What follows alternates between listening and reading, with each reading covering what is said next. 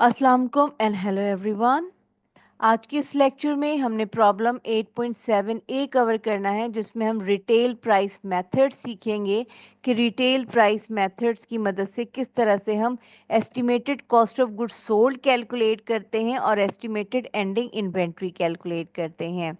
जो retail method होता है, इसमें हमें कॉस्ट रेशियो कैलकुलेट करना होता है और कॉस्ट रेशियो सिंपल हम कैलकुलेट करते हैं कॉस्ट अवेलेबल फॉर सेल से डिवाइड कर दे इसको हम डिवाइड कर देते हैं retail price of goods available for sale से।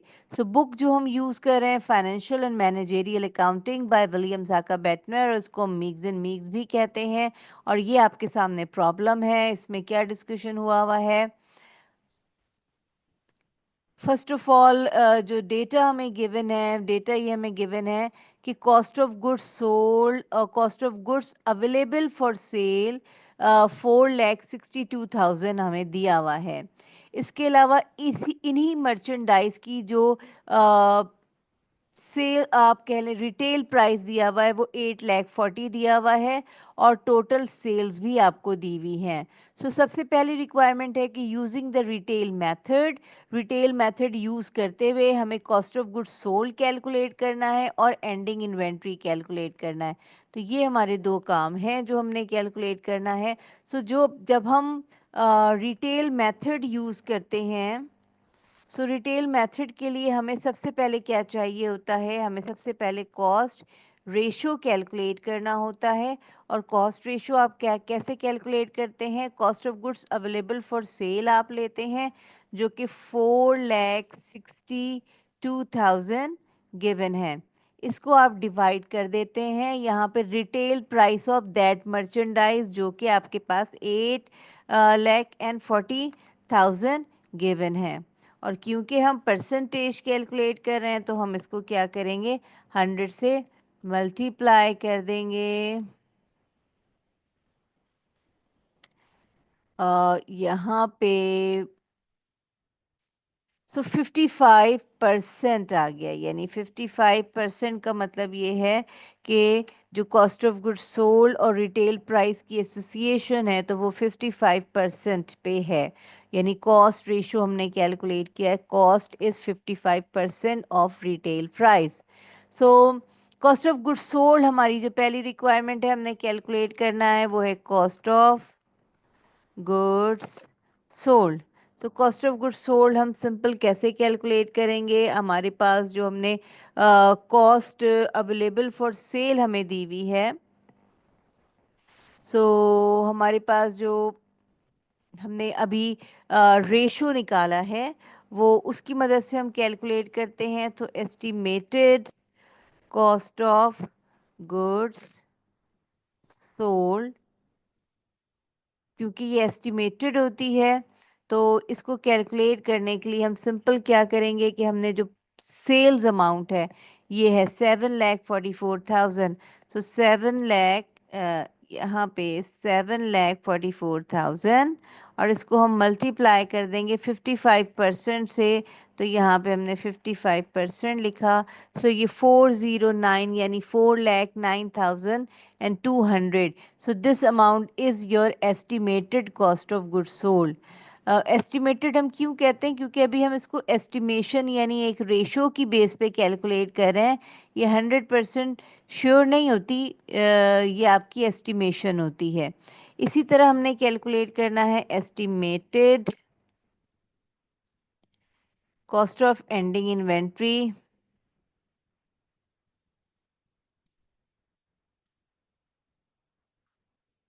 और इसको कैलकुलेट किस तरह से हम करते हैं, हमारे पास cost of goods available for sale है, इसमें से हम माइनस कर देंगे अभी जो हमने cost of goods sold calculate की है।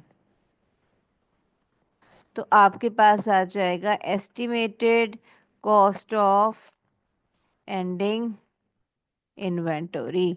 सो अब हम यहाँ पे देख लेते हैं cost of goods available for sale आपको यहाँ पे गिवन है, ये रही 4,62,000। सो यहाँ पे 462 लिख दिया। इसमें से हम माइनस कर देंगे हमने जो कॉस्ट ऑफ गुड्स सोल्ड अभी कैलकुलेट की है जो कि 4,09200 है। तो जब आप ये माइनस कर देंगे तो जो रिमेनिंग बैलेंस आएगा that is your cost of goods sold. इसको हमने सम किया और फिर हम इसको डॉलर में रिप्रेजेंट कर देते हैं। So 52,800 is your cost of ending inventory, यानी कि हमने ये कैलकुलेट किया है और हमने cost of goods sold calculate किया है। ये हमारी रिक्वायरमेंट थी, requirement number A. Requirement number B में आपसे क्या पूछा हुआ है? रिक्वायरमेंट नंबर बी में आपसे पूछा हुआ है year end takes the company takes a physical inventory। Physical inventory यानी कि फिजिकल काउंट कर रहे हैं, गोडाउन में जाते हैं और गोडाउन में जाके गिनते हैं units, number of units count करते हैं, तो ये टेकिंग अ फिजिकल स्टॉक कहलाता है या फिजिकल इन्वेंट्री कहलाती है। उसके बाद जो है वो क्या पता चला कि एक एम्प्लॉई जो है वो स्केजुअल प्रिपेयर करता था, रिकॉर्डिंग प्रिपेयर करता था और द करंट ईयर की एंडिंग इन्वेंट्री है वो उसने कितने की प्रिपेयर की है? 84,480 एट रिटेल प्राइस, यानी कि ये उसने रिटेल प्राइस आपको दे दिया है। उसकी बेस पे नंबर 1 रिक्वायरमेंट है use the cost ratio computed in part A, जो कि हमने अभी 55% कैलकुलेट किया था, दिस वन। इस 55% को लेते हुए to reduce the inventory counted by general manager from its retail value to an estimated cost। अच्छा, तो फिर जब हमने फिजिकल काउंट किया तो हमारे पास इन्वेंट्री फर्क थी। सबसे पहले हम क्या करेंगे, हम फिजिकल इन्वेंट्री रीस्टेट कर लेते हैं, तो हम यहाँ पे लिख देते हैं रीस्टेटिंग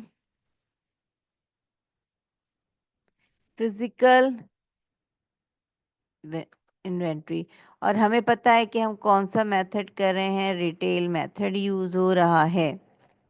ओके, इसके लिए हम सबसे पहले क्या करते हैं? इसके लिए सबसे पहले हम फिजिकल इन्वेंट्री लेते हैं, physical inventory at retail price, यानी कि जो उसने यहाँ पे कैलकुलेट करके ऑलरेडी दी हुई है। रिटेल प्राइस पे उसके मुताबिक कितनी होनी चाहिए? 84,480। तो यहाँ पे हम कितनी ले लेते हैं? यहाँ पे हम ले लेते हैं 84,480। This is 884480। हम इसमें से क्या करेंगे कि जब हम कॉस्ट रेशियो अप्लाई करते हैं तो हम क्या करेंगे कि कॉस्ट रेशियो जो कि हमको पता है अभी हमने कैलकुलेट किया 55%, तो अल्टीमेटली हम क्या करने लगे हैं? अल्टीमेटली हम एंडिंग इन्वेंट्री एट कॉस्ट पे हम कैलकुलेट करने लगे हैं। और वो किस तरह हम कैलकुलेट करने लगे हैं? हमारे पास 84,480 डॉलर्स की फिजिकल इन्वेंट्री काउंट पता चली है और उसको हम मल्टीप्लाई कर देंगे 55% से। तो ये आपका रिटेल था and this is your cost of ending inventory. ये आपने cost of ending inventory calculate की है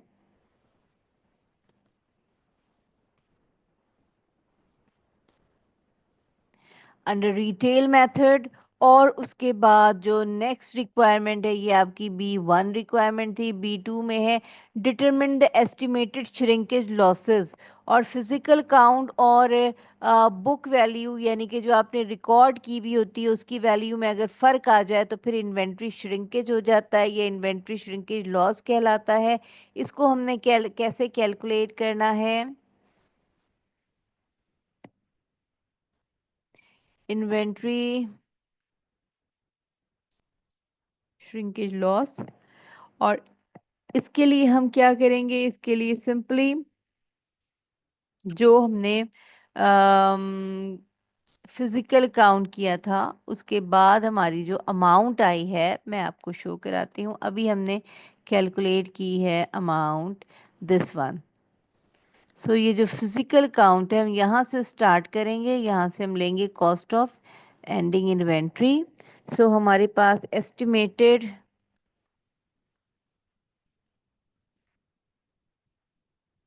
जो इन्वेंट्री आ रही है वो 52,800 है।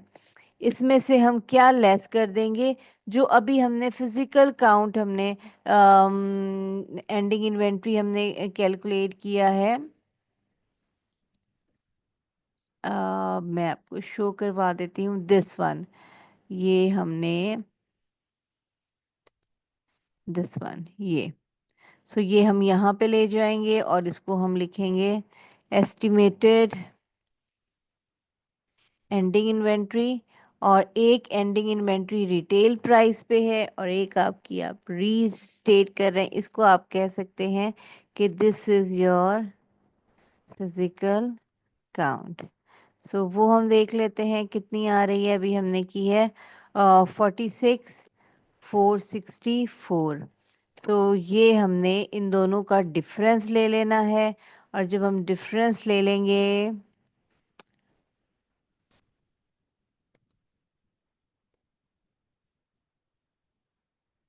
सो जो आपका डिफरेंस आ रहा है वो 6,336 है। यानी ये इतनी इन्वेंट्री श्रिंकेज हो गई। हो सकता है थेफ्ट हो गया, हो सकता है और कोई इशू हो गया हो, जो आपका फिजिकल काउंट है और जो आपकी बुक की वैल्यू है उन दोनों में ये इन्वेंट्री का डिफरेंस आ रहा है। सो दिस इज इसको हम, ये जो डिफरेंस आता है इसको हम श्रिंकेज लॉस रिकॉर्ड करते हैं। तो ये आपका श्रिंकेज लॉस हो गया एज पर रिक्वायरमेंट बी का सेकंड पार्ट। रिक्वायरमेंट नंबर 3 है बी का, उसमें लिखा हुआ है compute the companies gross profit include inventory shrinkage loss. So next हमारा जो टारगेट है वो हमने ग्रॉस प्रॉफिट कैलकुलेट करना है। ग्रॉस प्रॉफिट, और सिंपली हम ये कैसे कैलकुलेट करेंगे, हमारे पास नेट सेल्स है। नेट सेल्स हमारे पास किधर दी हुई हैं, दिस वन, 7,44,000। सो यहाँ पे हम वो ले लेते हैं 7,44,000। इसमें से हम सिंपली लेस कर देंगे कॉस्ट ऑफ गुड्स सोल्ड। अच्छा, कॉस्ट ऑफ गुड्स सोल्ड आपको यहाँ पे 462 गिवन है।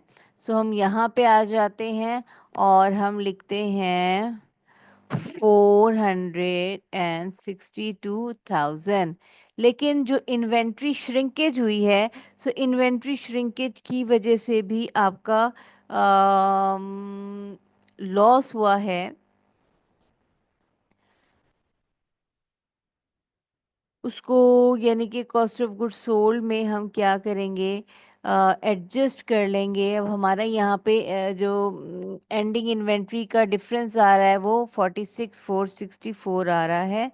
तो हम उसमें इसको हम यहाँ पे लेस कर देंगे 46,464। सो जब हम ये लेस कर देंगे, so this is your cost of goods sold आ गई। और हम इसमें से माइनस कर देंगे, ग्रॉस प्रॉफिट आ जाएगा आपके पास। और माइनस करके हम देखते हैं हमारे पास ग्रॉस प्रॉफिट कितना आ रहा है, 3,28,000 आ रहा है। सो this is your gross profit. अच्छा, उसके बाद जो हमारा लास्ट है क्योंकि इन्वेंट्री श्रिंकेज हुई है। अब ये कोई ऐसा केमिकल तो नहीं था कि इवेपोरेट हो जाए, बल्कि अगर आप इसको बिजनेस को चेक करें तो बिजनेस यहाँ पे है बिटवीन द ईयर्स bte.com, और ये क्या करते हैं, इंटरनेट म्यूजिक स्टोर है। और ये हो सकता है सीडीज बनाते हो सकता है कोई ऐसे इंस्ट्रूमेंट बनाते हो। सो अब इन्वेंट्री कंट्रोल का मतलब है, या कंट्रोल्स का मतलब है कि थेफ्ट को रोका जाए। तो कैसे थेफ्ट को रोका जाए, तो इसके कुछ सेवरल मेजर्स होते हैं, जिसमें लाइक आपके सिक्योरिटी कैमरा लगा दें, या सिक्योरिटी पर्सनल को वहाँ बोलें, जैसे गार्ड्स वगैरह होते हैं मौजूद होना चाहिए है। वर्कर्स जब इन एंड आउट कर रहे होते हैं उनकी चेकिंग होना चाहिए। इसके अलावा शेल्फ वगैरह आप बना सकते हैं, ताकि एम्प्लॉयज़ के जो हैंड बैग्स वगैरह हैं वो जब वो एंटर हो रहे होते हैं वहाँ पे रख लें, और जब वो एग्जिट कर रहे होते हैं तो वहाँ से उसको चेक करके उनको दें कि कोई ऐसा तो नहीं है कि कोई थेफ्ट हो जाए। सो उसको प्रिवेंट करने के लिए डिफरेंट मेजर्स होते हैं। इसके अलावा जो आपका आप कह लें कि जो आपके प्रोडक्ट्स होते हैं उसकी पैकिंग इस तरह होनी चाहिए कि उसमें मैग्नेटिक सेंसर होना चाहिए। सेंसर स्ट्रिप्स होती हैं कि जब अगर आप उसको यानी कि प्रॉपर तरीके से लेके ना निकालें, इन्वेंट्री चेकआउट प्रॉपर ना करें, तो फिर वो बीप कर जाता है, अलार्म बज जाता है। तो ये डिफरेंट तरीके हैं जिससे इन्वेंट्री थेफ्ट को, ये श्रिंकेज को रोका जा सकता है। So that's it from this lecture. Take care class.